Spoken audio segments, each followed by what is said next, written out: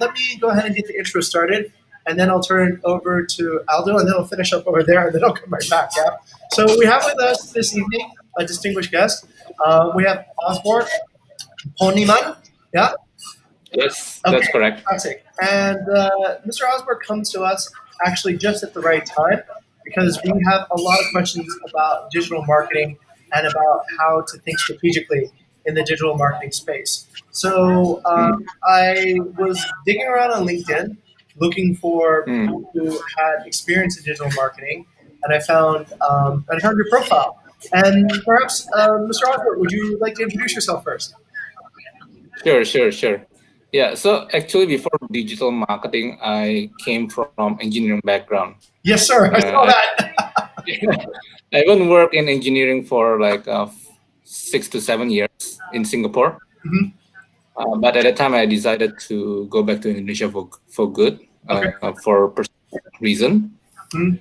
At the time, it was quite a unique personal story because I tried to find another opportunity that is more relevant to my experience, but because my engineering was specific to semiconductor and basically it didn't really exist in Indonesia. So I really had to find some other opportunity, and I have a there confession to was make.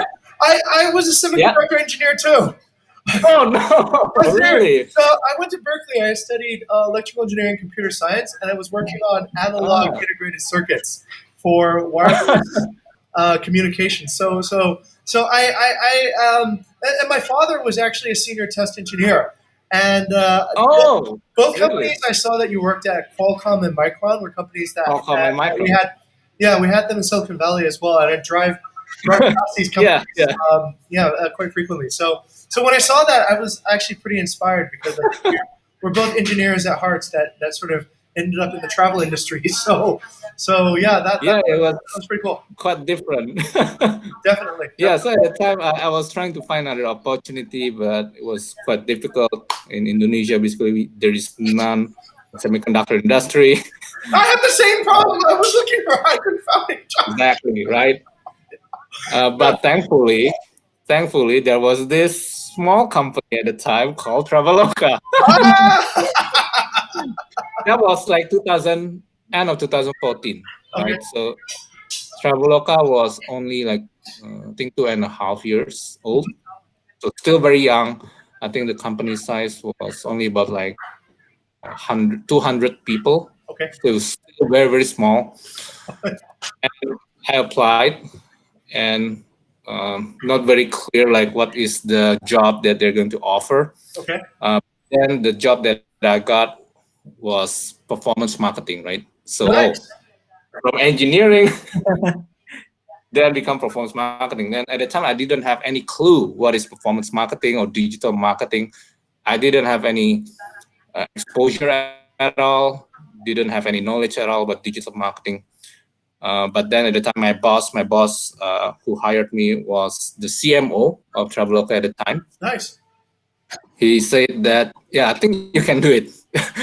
This kind of marketing is quite different because when at the time I had this thinking that marketing is about something like creativity, right? You must be creative, a big idea kind of thing.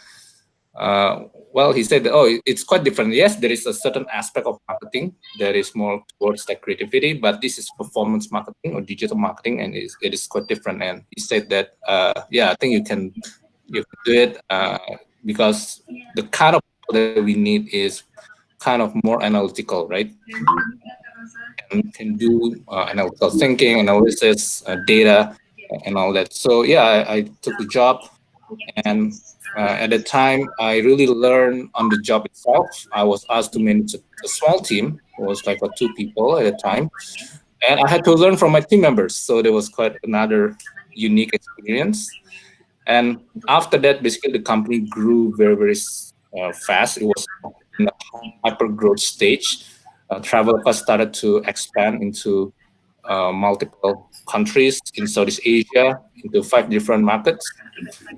And in Indonesia as well, Traveloka started to anchor or offer multiple products, not just travel, like flight and hotel, but we also offer events, attractions, financial services products. So at a time during that time, I was asked to lead the uh, search engine marketing, paid search marketing for all the Traveloka products across all countries. So that was the first time that I had the exposure on digital marketing. I learned a lot during this time, and recently, in the past like 1 year, I switched to a different role, but still in marketing, but more on the product marketing. So I get to see on multiple aspects of different channels in marketing as well. Wow, So yeah, that's pretty much yeah my background. that's an amazing journey. That's incredible timing and also incredible Yeah, transition and pivot from one particular specialty to another. And I was right. just kind of, if I may, just one more question before actually turn to Aldo. Sure. This is really interesting because last week we brought on Ferdi Angriawan. He's one of the head of digital marketing at Gojek, and he came from Mm, a completely different background. And we were at that moment, I was like, I think he came from international relations. It was much more of like a liberal arts background. And he told I me see. that like the key to marketing is understanding people, right? But then Yeah. what's interesting is when it's digital marketing, you have so much data. So there is kind of like also you need to understand the number. As well Mm, as the people. But we're sort of like chicken and the egg question, right? What needs to come first? Do you need to understand people better, or do you need to understand numbers better? So then we're sort of like thinking. Our conclusion at that moment was mm, people are sort of like the source of where the numbers are coming from. So we ultimately have to understand people. But I'm really excited to bring an engineer to this discussion because then sure. we can hear it from a completely different perspective. But with that, let me just jump out real quick. Aldo, I'll let Yeah. you. I gotta. I think they're asking me where am I right now. So let me jump over and then I'll conclude over there and then I'll jump back. Yeah. So Okay. Okay. Sure. back over to Aldo. Yeah. Okay. Thank you, Jing, and also Pak Osbert to just give the brief introduction about you. And so, if I heard it clearly that you came to Traveloka when they still small, and the team is likely also small, if I'm not Mm. mistaken. So, when that time being, how do you like how do the team grows on your specialties? Like, what skills that they prefer to hire when you're still growing. Yeah. So that was the year 2014, and I must say that during that time, digital marketing or even like digital companies, tech companies was not as big as it is today. There were not many digital talents that you Yeah, can hire. So yeah, what we did is that we basically need to hire fresh graduates or maybe people who only have like a few years of working experience, but the kind of skills or at least the kind of uh, not necessarily the talents, but the background that we are looking for is someone who mostly exhibit the kind of analytical thinkings I see. and and yeah, so there are lots of engineering backgrounds that we hire, Okay. uh, background mathematics. So it's really different from the kind of people that you normally hire for marketing, right? Okay. So we learn a lot from the top university in Indonesia, UI, University of Indonesia, as well as ITB. Uh, so yeah, we hired a lot, mostly from the STEM background, because we feel that for performance marketing, where there are lots of data that people need to analyze, I think it is more like an engineering skill sets for business problems or marketing problems.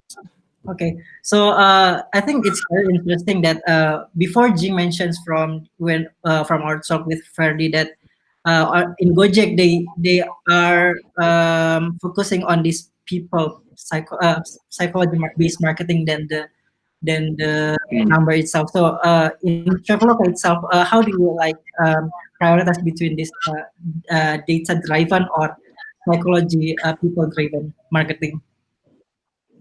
Okay, so I think we had the belief in the past that marketing is 100% about data. Marketing is about uh,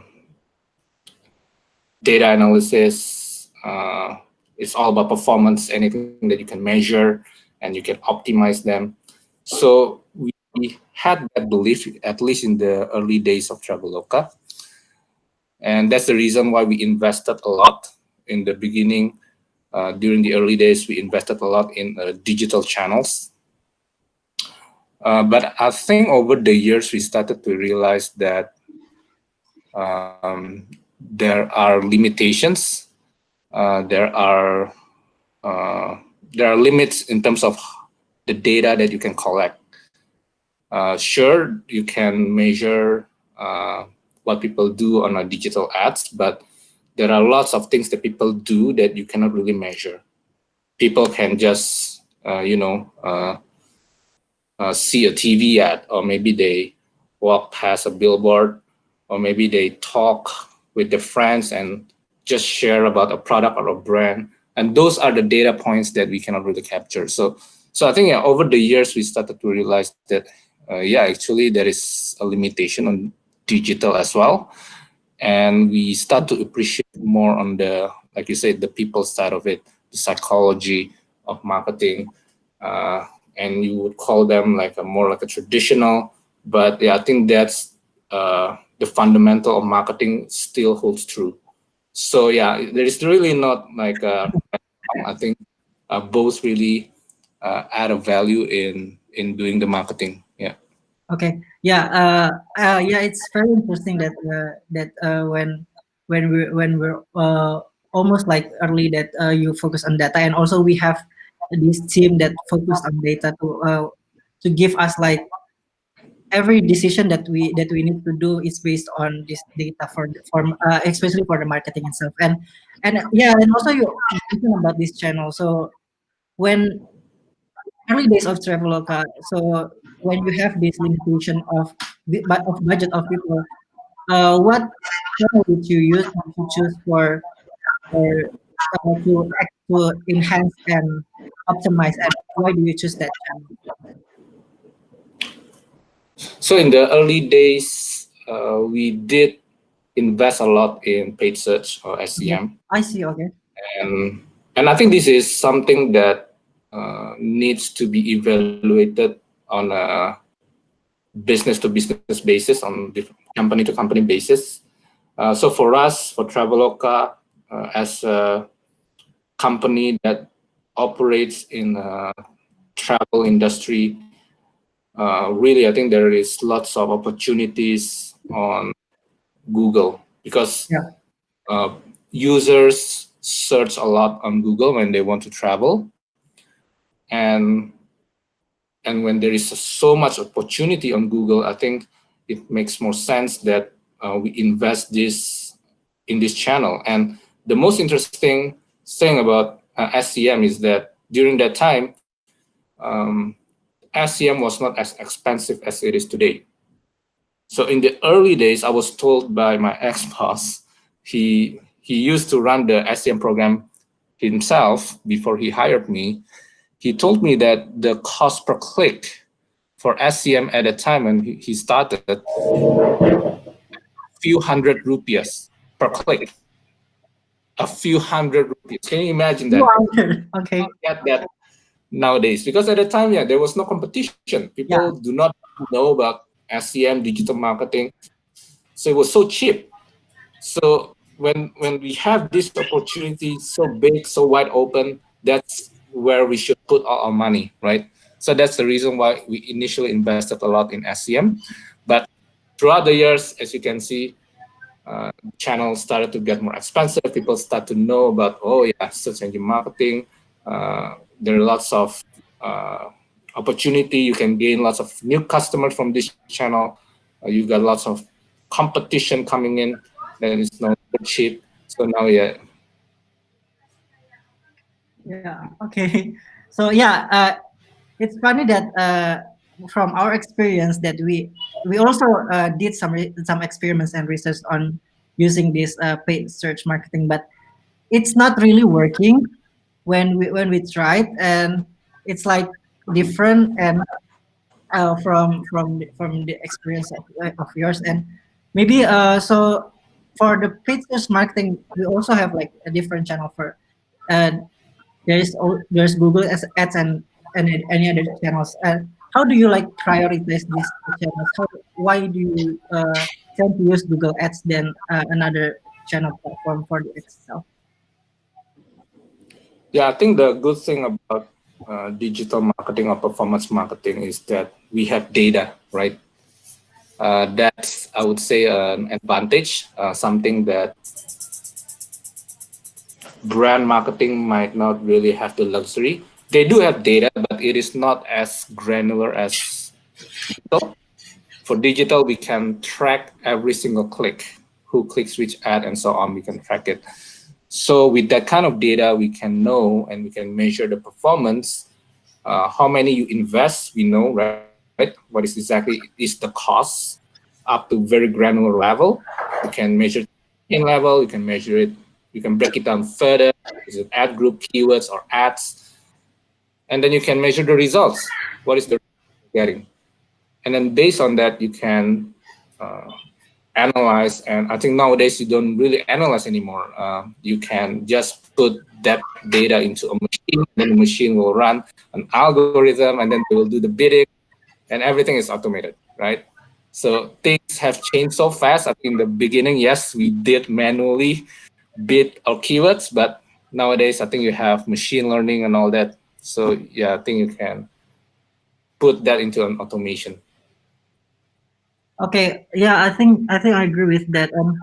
So for the search engine optimizations that so from that we the main things that we can control is this keyword of choosing the keyword. So I believe that when we're doing this paid marketing, you're not targeting just like one keywords itself, and there will be like many, right? So how do you like prioritize the budget between each keywords, and what measurement that you do when you're targeting each keywords for each budget? Yeah, yeah. So I think the first thing is across the business, we need to agree on what is the what we call a North Star metric. That is the KPI that the business should aim, because it can be different, right? Depends on the different business, different company may have a different metrics, whether it revenue, whether it's new customers or transactions. So we need to agree on that. What is the KPI, the North Star metric? Once you have that, basically you need to make sure that you'll be able to track that. So for every single clicks or click stream that you get from your ads, you need to make sure that you'll be able to track what is the result of that clicks. If it's a new customer, then we need to be able to track what is the number of new customers that you acquire for that ad. And if you have so many keywords, then you'll be able to basically see the data, right? Which keyword drives new customers, which keyword do not, and you can see which keyword that is the most effective that you should put more budget on. And again, as I said, nowadays you don't really need to do the analysis. The machine will do it for you, and then they will automate the actions for you. Okay.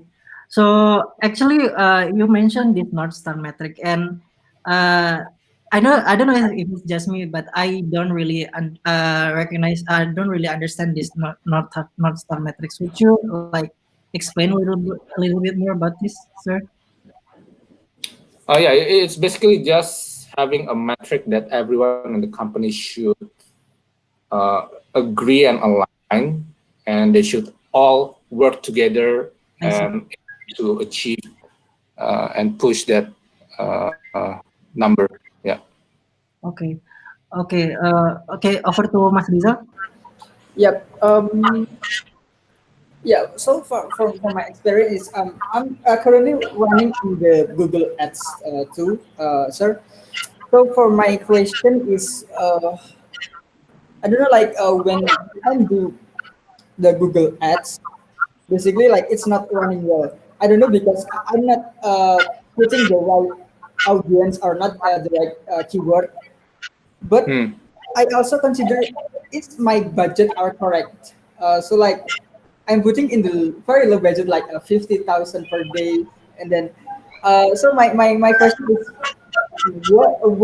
how many optimum budget for Google Ads like running on the one Hmm. ad set? Yeah. So the thing about budget and result is that Google or any digital platform like Facebook, the way they design their system is, or the ad system is such a way that if you want to get more results, you here means the advertisers, right? If advertisers want to get more result, you need to put in more budget. That's how they design the system. Why? Because they use this what do they call it? Second price auction, right? Meaning that it is not based on a fixed price where, oh, this is the dollars that you need to pay if you want to put an ad, but they make it as an auction. So everyone who wants to get the clicks, everyone needs to bid. And the thing about what's so brilliant about this system is that if someone achieves a very spectacular results from a channel from Google, the competitor will see this, right? And will see, hey, you guys are making so much money. I think I can outbid you, right? And this will go and on and on and on, and eventually everybody will pay so high, and Google Arms makes a race. profit. I see. So like when your budget is higher, you will get more result, right? Exactly. I, So that's how. Yeah. yeah. Over to Jing. Thank you. Actually, I have a question about that, Osbert, which is Yeah. we started looking at our Google Analytics at different types of traffic that Mm. were coming in. And so we noticed that, let's say, paid traffic coming in from Facebook had something crazy, like 60 to 80% bounce rate. Organic SEO traffic coming in from just people doing organic searches had astonishingly low bounce. It was like 3 to 10%. So, Yeah. in terms of like, let's say, our expectations for an ad, what we started doing was we started thinking about how do we optimize this landing page, right? So that we would get less Mhm. bounce than before. But I'm beginning to wonder whether or not maybe we should just change our expectations of what bounce rate should be for a Mm. type of, different types of traffic. So then ultimately, what I'm thinking is now, should you actually create now different landing pages for different ad campaigns? So if you start like an ad campaign on Facebook, create a specific landing page for that, and then look for, because where the engineering part of my mind goes is like, all right, all these Yeah. people are here, right? So if they're not buying, then either it's they're not buying because my landing page isn't optimized or my audience isn't optimized. And that becomes actually a really interesting question.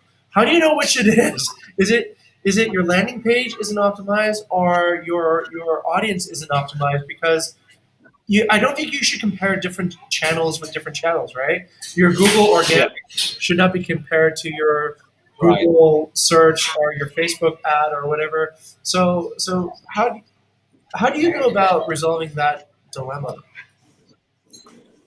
Yeah. The thing about bounce rate is that I think it will vary across different campaigns that you run. It is depending on multiple factors. I think it is one factor that is highly dependent is definitely on the audience. What is the audience that you target? I did try running for Google Display Network and just targeting certain kind of audience, and I saw that, oh, I got lots of clicks. Like, oh, clicks, the traffic is a lot, but then the bounce rate is like 80 or 90%. Not very sure where is the placement. Maybe it is some kind of pop up here and there. You know, people maybe click wrongly on the ad and then they exit the ad. Sure. So bounce rate, it varies a lot. Really depends on the audience, the ad placement itself, where the ad's placed, and landing page definitely plays a part too. But I think ultimately we need to understand for your kind of product or business, what is the target user, right? And whether you can find that audience or find that user on that particular channel of placement. If you're able to find that, and then you can create or design the landing page that will be appropriate for that user. Mm-hmm. Understood. And that really depends on the campaign as well, because some campaign you can have a very specific message as well.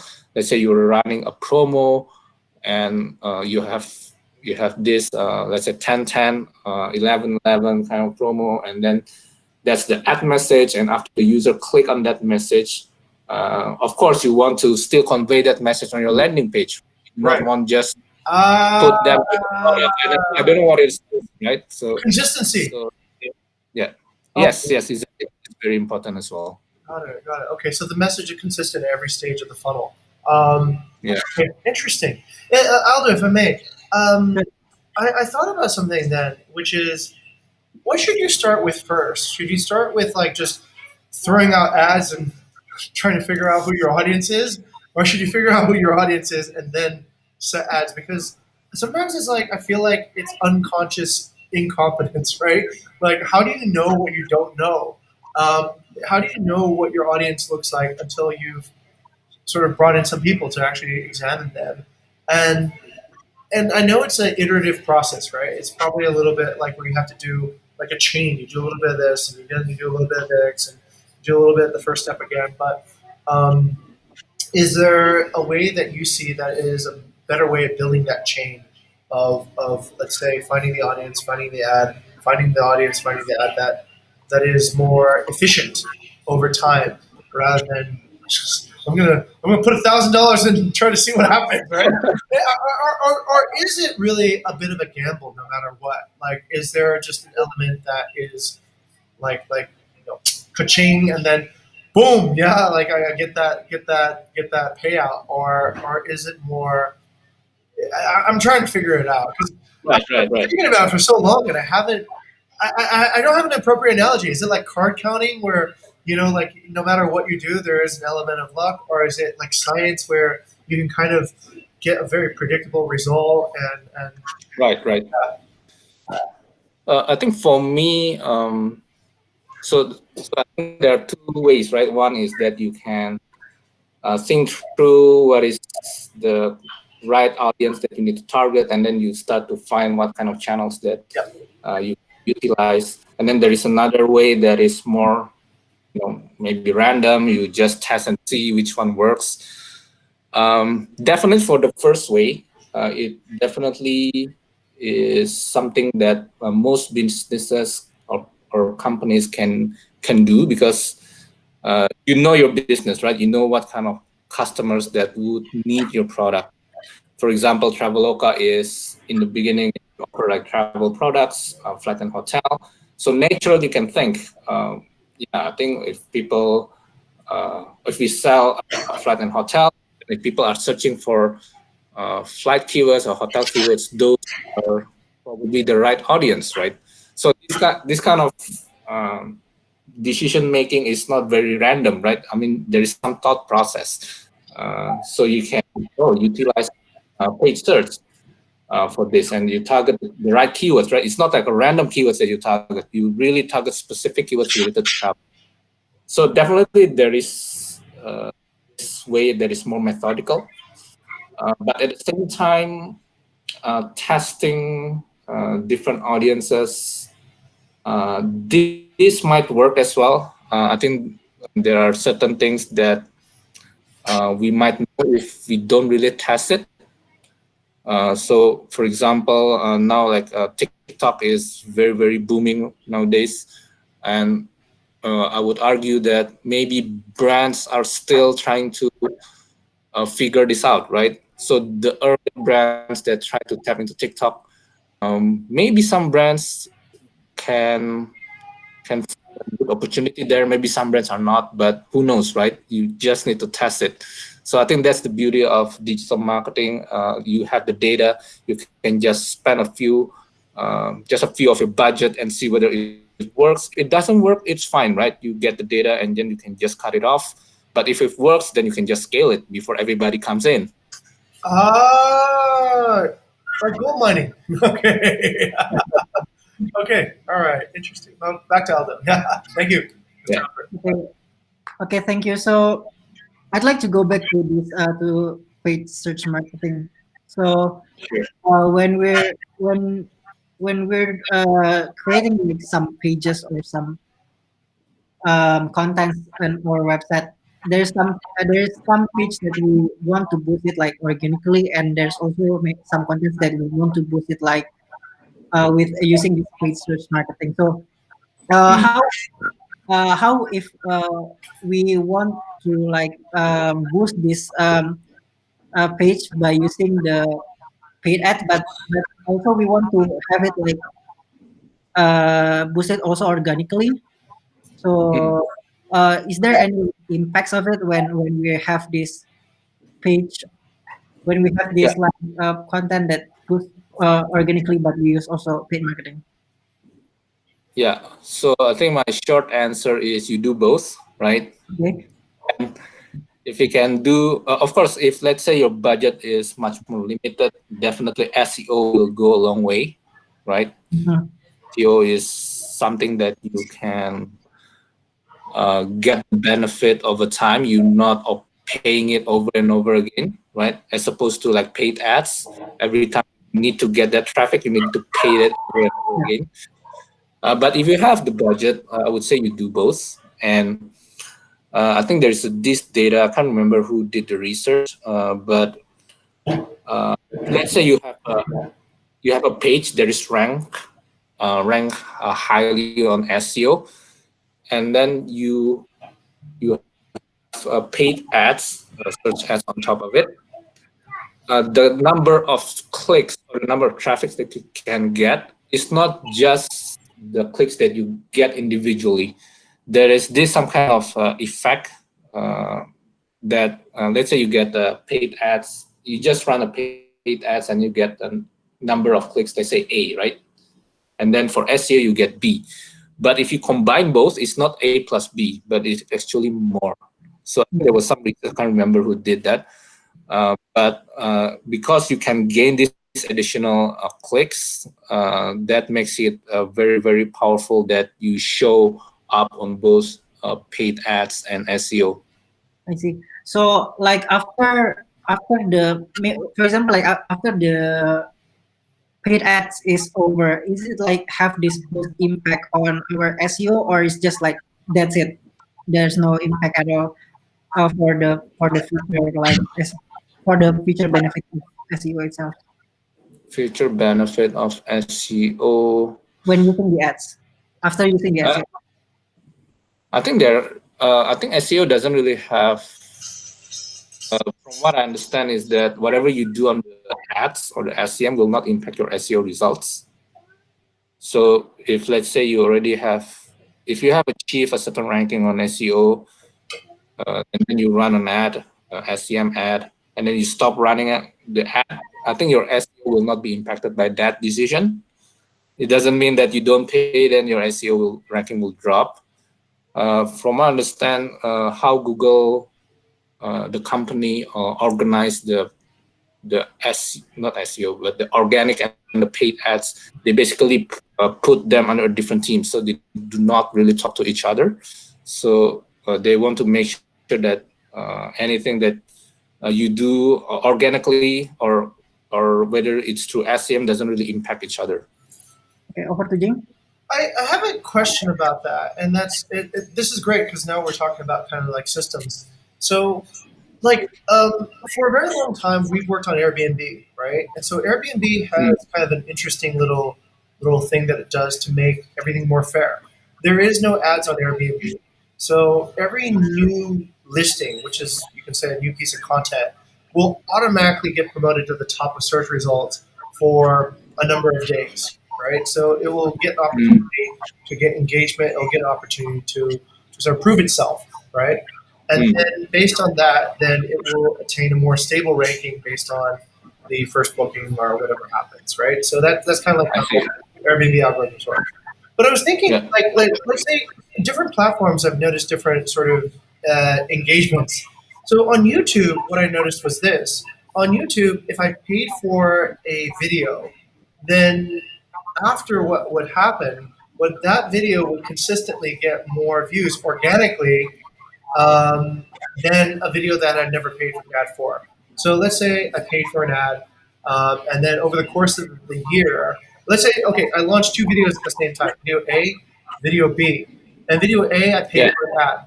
And then at the end of the year, Mm. I would see probably 200-300%, something like 400% more views on the video I paid for an ad than the video I did not pay for an ad on.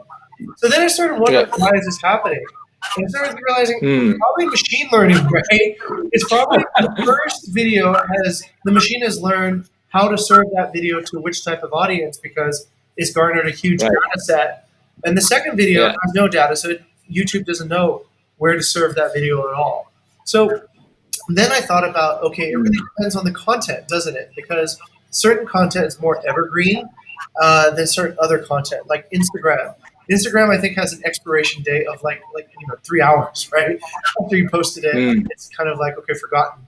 So there's very little chances that Instagram post will be served again to anybody in the next Yeah. 3 years or something. So that's all just like attention splatter.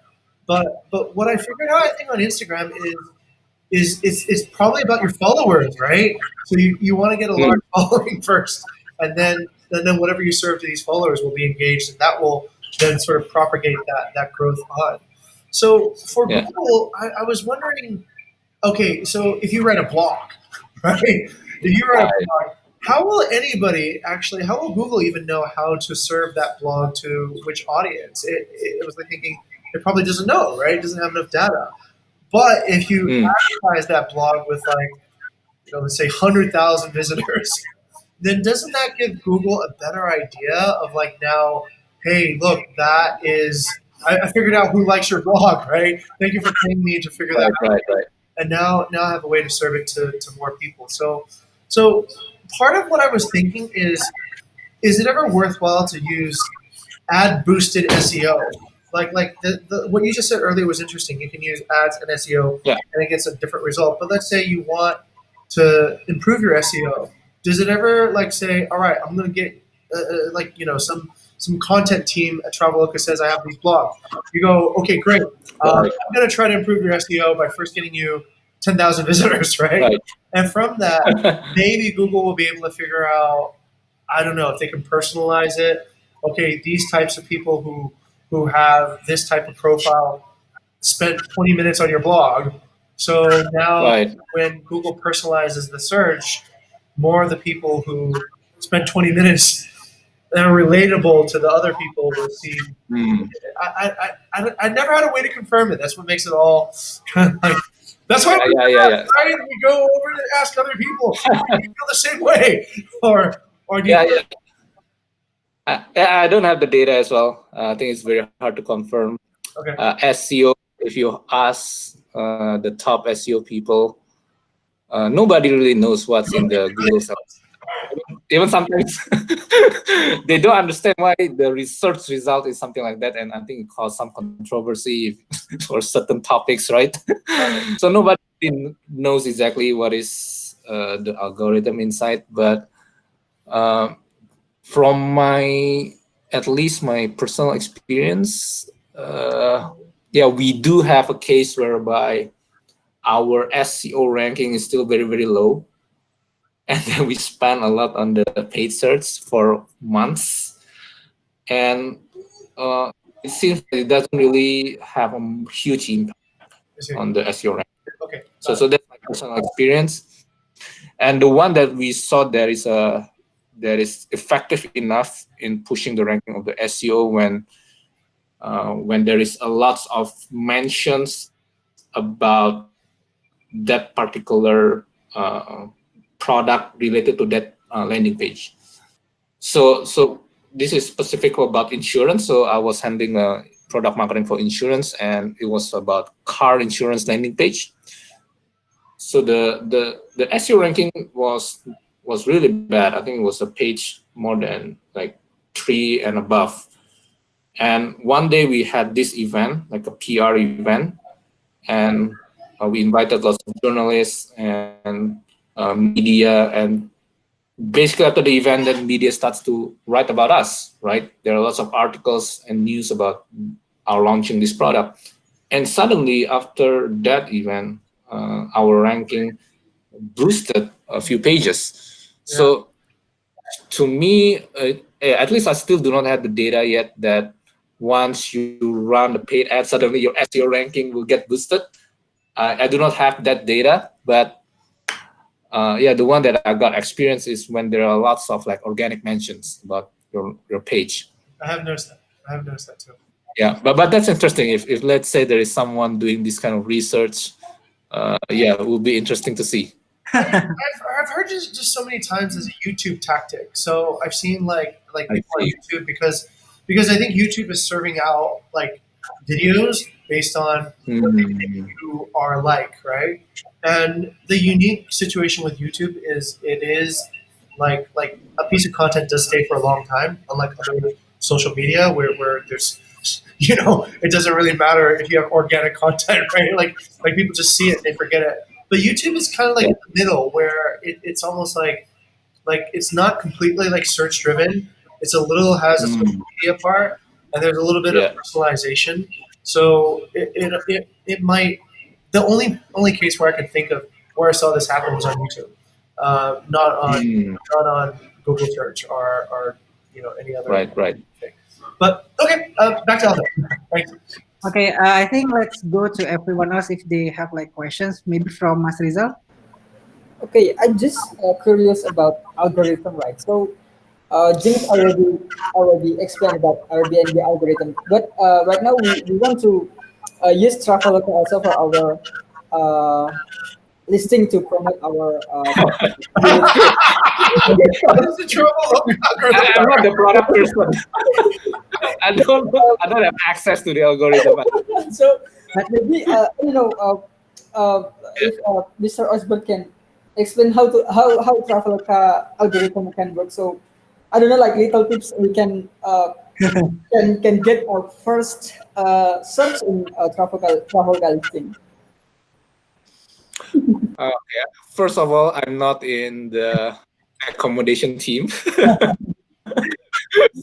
really don't know. But if I have to make a guess, definitely it has something to do with the performance of the listing itself, right? Because ultimately, every platform, Traveloka included, we want to optimize for revenue, right?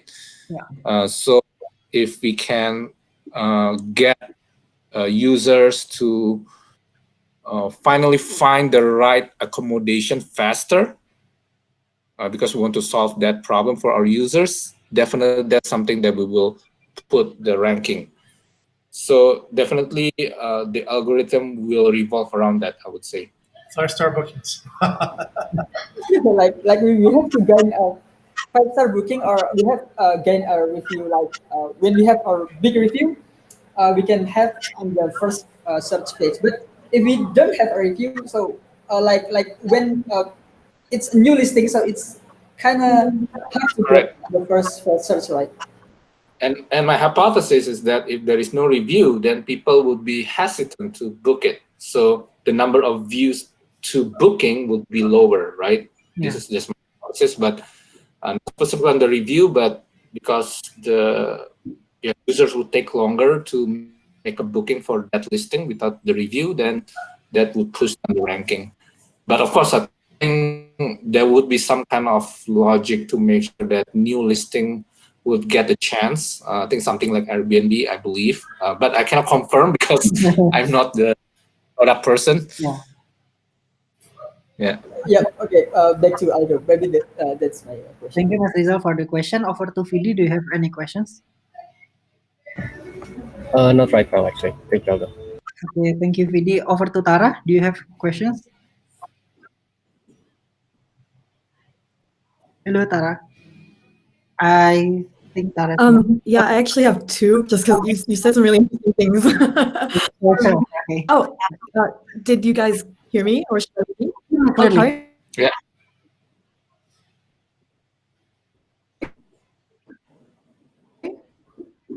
Oh, okay, great. Sorry. Okay, you brought up TikTok. I don't know. It's been something that we've discussed in the past, like in marketing at least, and at least I mean, I guess as a as a, how do you say, a young person or like a person in Generation Z or whatever, I wouldn't have thought that like it would be a good idea for like a startup or something or like a hospitality company to try to use TikTok somehow because it seems so like saturated with just young people, and I feel like they're not interested in these types of things. But like, have you seen any examples of actual companies somewhat successfully like tapping into TikTok somehow? Like, do you happen to know? I'm just curious. I know. Yeah, unfortunately, I still do not have any experience or hearing any company that is able to TikTok successfully, but testing experiment, right? So the point that I was trying to make is that there's this new platform with a huge user base, and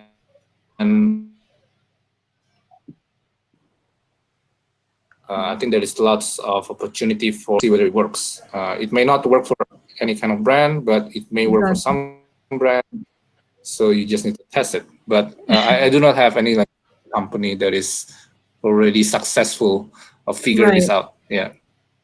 Yeah, but I do agree that if somebody were able to figure it out, it would be like they'd be so successful. There's so many people using it. Yeah.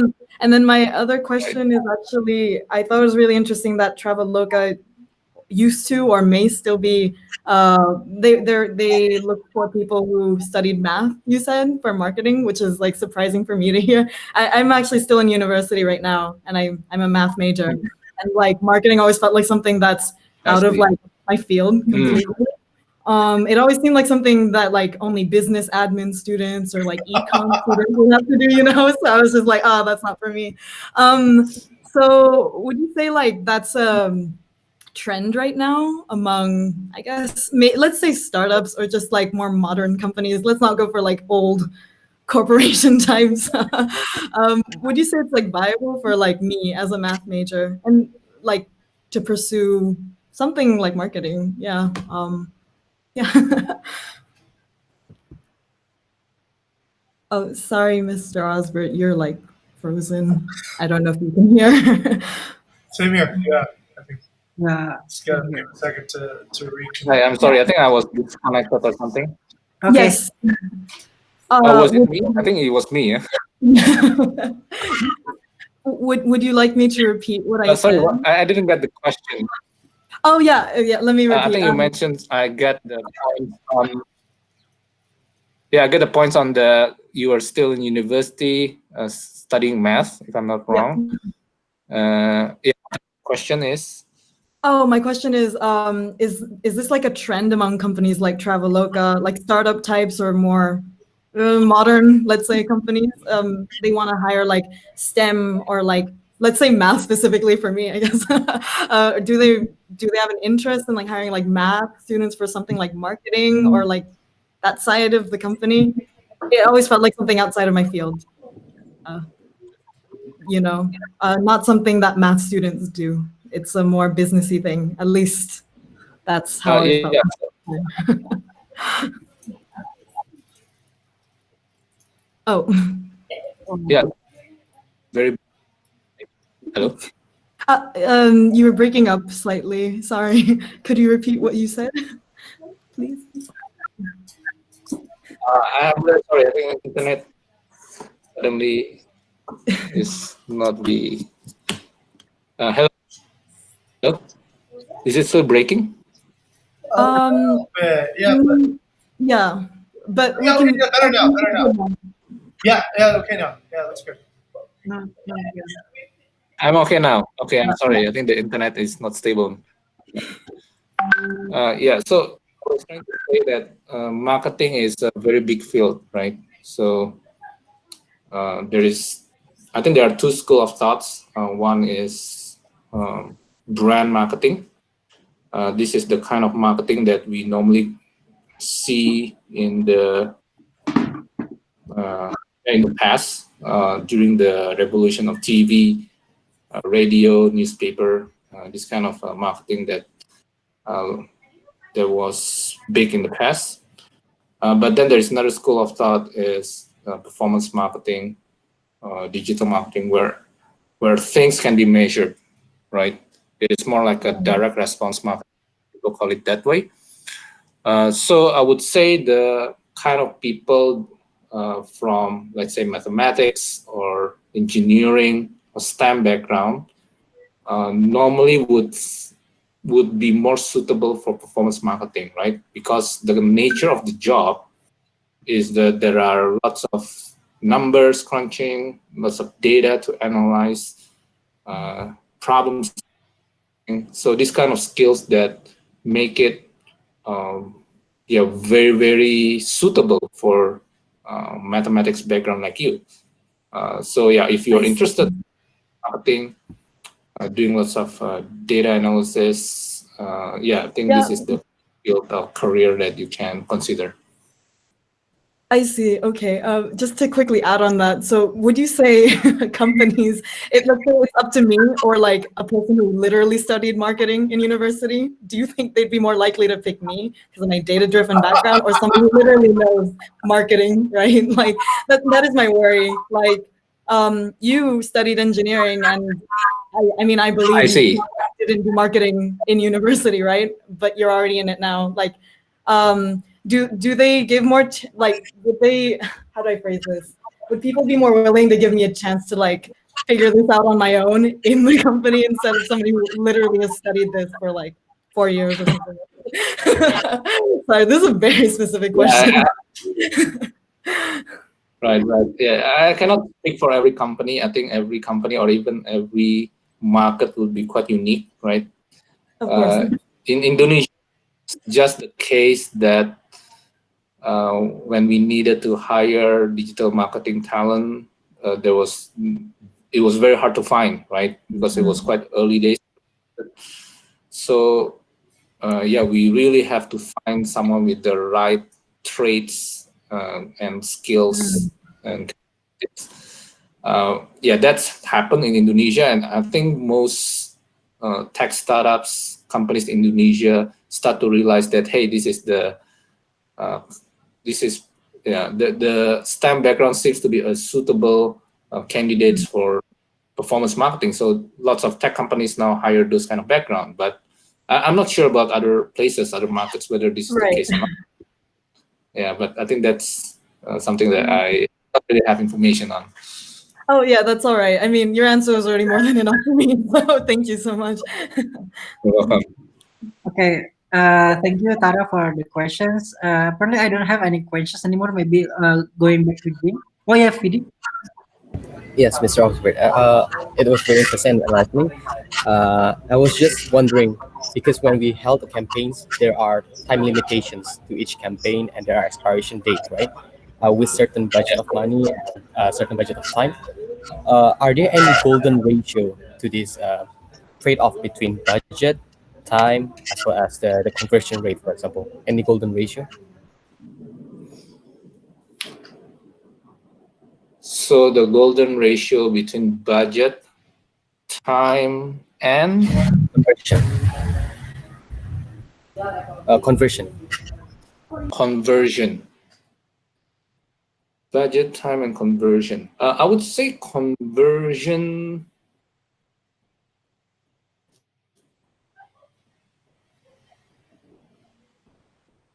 Yeah, I would say conversion is less related to the budget or time.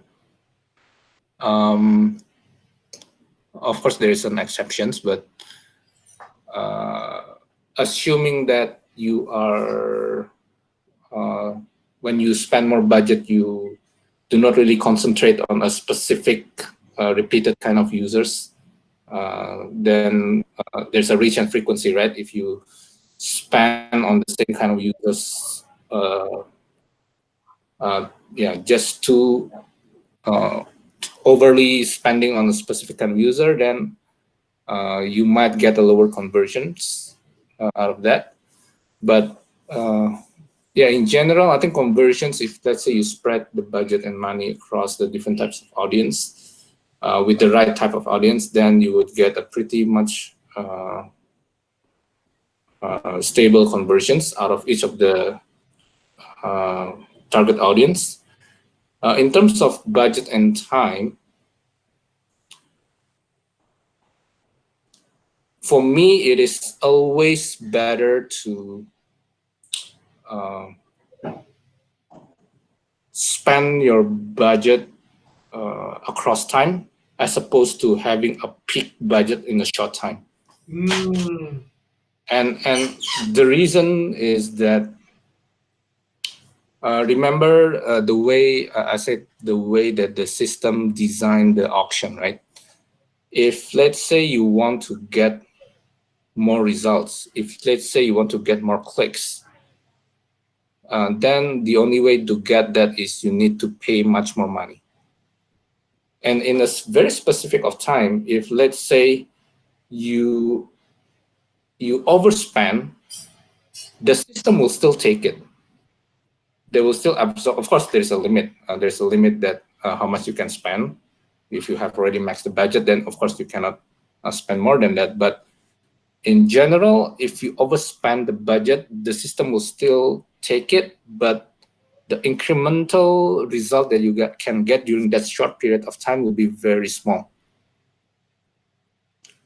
So it is always better that instead of you spend all the budget on within a short period of time, let's say this is the axis of time, you spread the budget across the time, because you can get a much cheaper clicks, much cheaper traffic, and eventually much cheaper conversion if let's say you bid that during different time as opposed to you concentrate during a very specific time. Yeah. So I think that's something that I would say we need to consider, and that's why for me, let's say you run a performance marketing campaign, generally we want to have it always on. There's a reason why we have it always on, as opposed to you just spend in 1 week and then the rest of the 3 weeks you do not have. Yeah. Okay. Yeah. Over to Jing. Yes. Okay. I have a branch question, but okay. Let's say Vinny's question was, let's say we modify it a little bit. Is there a golden ratio between budget, time, and KPI? Like, is there a ratio between like the result you want to get out of the campaign, the budget, and the time? I guess that's it, right? Like, okay, so your suggestion is my follow-up question is this, because this is something that we sort of detected too. You just mentioned always on campaign. We had a few debates about this was about Facebook marketing. So we noticed that before we go into Facebook marketing, we were just aiming for conversion because that's what we want. We want leads, right? So we're like, okay, let's just have lead campaigns. But then we got some information and it was like, you shouldn't just target lead campaigns if you want a lot of leads. You need brand awareness first, because if you don't get enough brand awareness, you're not going to get any leads. And so then that brought up another question, which was, do you do this intermittently, or do you do it in stages, or do you do it continuously? And what seems to be the reveal right now is that you need to do brand awareness continuously, because if you do brand awareness continuously, then you don't get to the next stage, which is the conversion into leads. So it seems like no matter what, you need to keep your brand awareness always on, so that people are thinking about like whatever your brand represents. And then at specific times, you milk the brand awareness into leads, right? So you squeeze the brand awareness now into a lead, you squeeze it into a lead, squeeze it into a lead. So that's a little bit more intermittent. And then even more intermittently, you squeeze the leads into sales and such, right? So it's like the brand awareness takes up like a huge chunk of the budget, I guess, because you can't ever turn that off. If you turn it off, then it stops flowing. But then the conversion things you can tap a little bit more, space a little bit more out. Does that seem like a correct strategy? Or our strategy before was when we needed leads, we would just post, right? We would post it out. We need leads. We post, but it seems like that doesn't build enough flywheel momentum for the thing really to Right, right, right. so do you have So any thoughts about that? yeah, that's quite interesting. So for me, when I say always on campaign, actually I was referring more to performance marketing campaign. So something like a paid search ads or retargeting campaign. Brand awareness, this is quite interesting because normally brands, let's say FMCG brands, or even like Traveloka, Gojek, they normally have what they call like a campaign, right? They have a specific message that they want to push. So it is not really an always on. Uh, So they have a specific message that they want to convey, and they want to make sure that the target audience really get what they want to say. right. And they will set a period of time, whether it's 1 month or it's 2 months or 3 months, and they will consistently push the same message over and over again. And after that campaign is done, uh, and yeah, there can be another campaign, or maybe there can be a short break. But then it is not really always on, but you would always come up with a different set of messages that you want to push throughout the year. So there is a campaign A that will run for, let's say, 1 quarter or a few months, and you stop for a while, let the users or your customers digest, and then you push again. I see. I see. So it is, yeah, not always on, but you want to make sure that you always have a voice. Got it. Got it.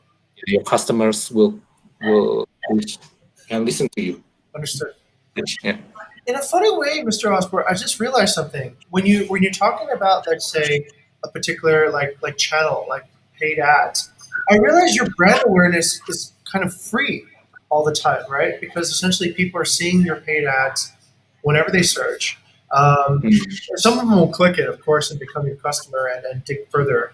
But you're kind of getting Yeah. brand awareness just anyway all the time, right? Just by appearing in search. So that part, I guess. Okay. I've realized every tool has a different mix, right? Like Right. some channels, the brand awareness you have to pay for. You have to like specifically want it to happen, otherwise it doesn't happen. Like Facebook, there's specific toggles that if you don't set for brand awareness, it will optimize your budget for other purposes. But for Google, I think for especially search engine marketing, um, I realize, yeah, brand awareness is kind of built in. It just happens all the time, Yeah. whether you want it or not. And but okay, one last question. This is a burning question I've always wanted to ask. Are there segments that you've chosen to give up on because they just don't do digital marketing? Now, I specifically ask this because I wonder, like you have your like old, like grandmother, grandfather types, right? And these people, I don't know if you believe differently, but I kind of get the feeling that they probably don't convert into a customer, right? I I'm see. thinking they probably just, no matter how many ads you serve them, it just doesn't lead to anything. So, I mean, Right, right. have you ever discovered any sort of audiences that fail to, let's say, um, convert? And how do you know data wise when you're dealing with a group of an audience that is, let's say, this audience needs a different approach in order to. Yeah. So I think definitely this kind of audience, I would say, would not be a Traveloka customer, right? Because we target people that really use the internet. They are tuned into anything digital. Sure. Definitely, there is, I think, a huge segment of users in Indonesia that, uh, yeah, they're still offline, I would say, right? I think the data that I can get is, I think now there there are lots of companies or startups trying to penetrate into this space. If you heard about companies, Warung Pintar, Kudo, acquired by Grab Kiosk. These are businesses targeting warung in Indonesia, warung owners, so that they can sell some of the digital products, let's say top up and bills or insurance, to people that, well, I'm not sure whether they have access to internet or not, but somehow they decided to buy these things from the warung, Yeah. right? Yeah. So there is definitely this kind of segment in Indonesia that are more offline, and you can tap into these customers, these target customers through digital ads. You would need to use maybe offline channels to target this kind of users. Okay. That's what I got to. Yeah. And okay, thank you very much. I'll go back to Aldo. Yeah. Okay, thank you very much, Jing, for the questions and VD too. And I believe we already run out of time, and I don't have any questions too.